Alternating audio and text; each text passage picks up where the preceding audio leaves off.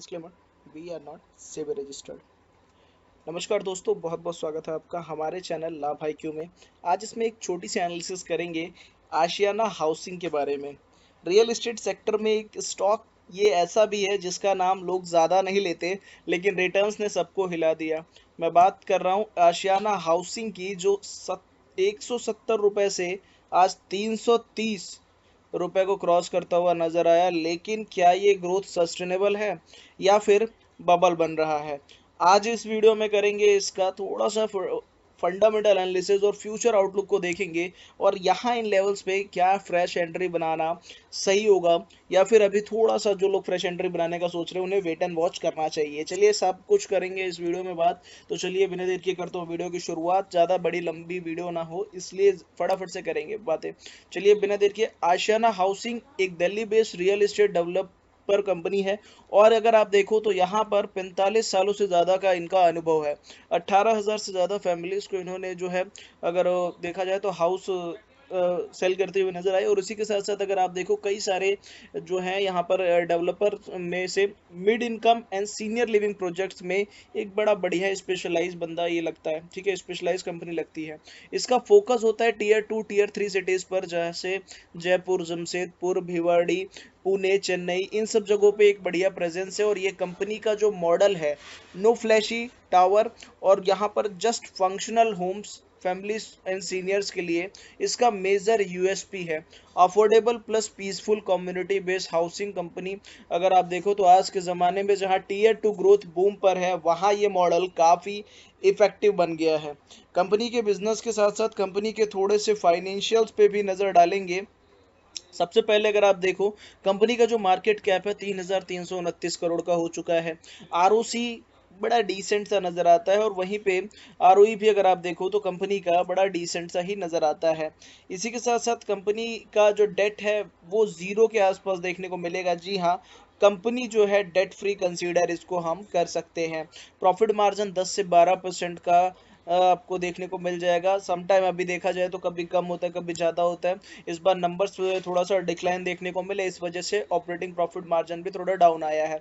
ROE भी company का अगर आप देखो तो बड़ा ज़्यादा डाउन हुआ है नंबर्स में डिक्लाइन की वजह से।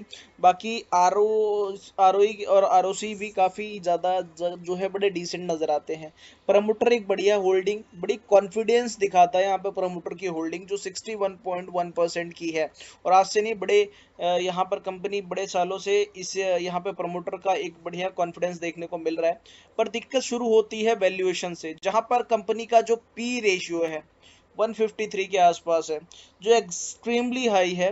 ये तभी जस्टिफाई होता है जब आपकी अर्निंग नेक्स्ट 2-3 ईयर्स में एक्सप्लोड करने वाली हो। इसी के साथ साथ कुछ बड़ी बिग न्यूज़ भी है इस कंपनी से रिलेटेड, जिसके चलते स्टॉक अभी इन लेवल्स पे भी अगर आप देखो कंसोलिडेट कर रहा है। यानी यहाँ पर भी अगर आप देखो तो बड़े जो है कंपनी जो है बहुत जो है ज़्यादा बड़ा डाउनफॉल नहीं दिखा रही है, और कोई करेक्शन और यहाँ पर प्रॉफिट बुकिंग जैसी चीज़ें नहीं देखने को मिल रही है। कंपनी ने कई सारे नए प्रोजेक्ट्स अनाउंस किए भिवाड़ी, पुणे और चेन्नई के अंदर, जहाँ पे सीनियर लिविंग डिमांड्स को देखते हुए पोस्ट कोविड के बाद काफ़ी इंक्रीज किया है यहाँ पर जो आशियाना है इन्होंने अपने सेगमेंट को। इसी के साथ साथ रिसेंटली उन्होंने चेन्नई में एक लार्ज लैंड पार्शल एक्वायर किया है सीनियर लिविंग्स के लिए। कंपनी ने एक जॉइंट वेंचर भी किया प्राइवेट इक्विटी फर्म के साथ, जहां पर कंपनी रेस करेगी डेवलपमेंट कैपिटल, ठीक है। और इसी ये सब न्यूज़ ने स्टॉक में एक बड़ा मोमेंटम बनाया, और इसी वजह से 170 से 350 का ये जो रैली आया है ये बड़ा बढ़िया नजर आता है। वैल्यूएशन काफ़ी ओवर स्ट्रेच हुआ है यहाँ पर। अगर नेक्स्ट 2 क्वार्टर में कंपनी प्रॉफिट फ्लैट हुआ तो स्टॉक बड़ा गिर सकता है। रियल एस्टेट अप्रूवल अगर आप देखो काफ़ी सारे डिले हैं, जैसे रेरा का इनका जो रियल एस्टेट अप्रूवल है वो अभी डिले हो रहा है।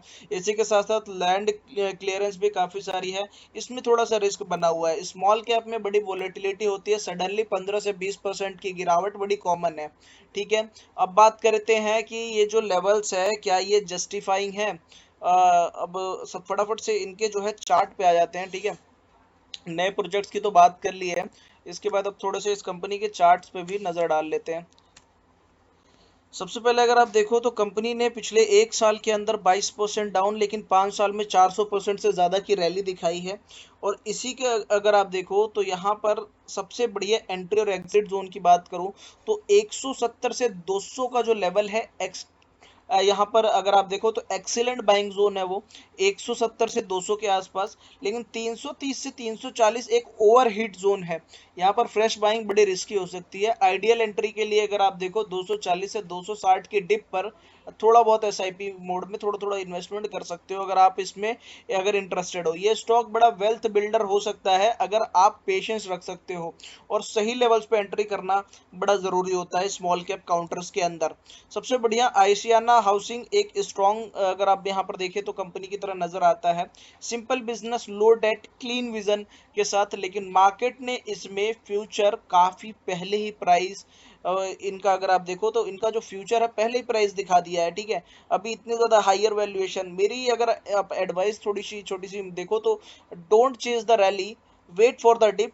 ऐसे रियल एस्टेट स्टॉक्स टाइम लेते हैं पर पैसा बनाते हैं। Patience is the real strategy this type counter के लिए, ठीक है। तो यहाँ पर अगर आप देखो आशियाना हाउसिंग पे जो स्मॉल सा थोड़ा सा ये जो अपना बातचीत था, ये बस यहाँ पर अगर आप इस स्टॉक में इन्वेस्टमेंट करना चाहते हो उससे रिलेटेड छोटा मोटा अगर आप देखें तो यहाँ पर थोड़ा बहुत बात हमने करी है। बाकी इन डिटेल में इसके बिजनेस को समझना चाहते हो तो कमेंट सेक्शन में बताओ। थोड़ी सी वीडियो लेंदी होगी, स्टार्टिंग से शुरू करेंगे और अभी क्या कंपनी की पोजीशन है वो सारी इनके अचीवमेंट्स के साथ साथ कंपनी के कुछ एडवांटेज डिसएडवांटेज सभी चीज़ों को मिक्स करके आपके सामने प्रेजेंट करेंगे। मिलते हैं आपसे नई वीडियो में नए टॉपिक के साथ, तब तक के लिए टेक केयर, बाय बाय।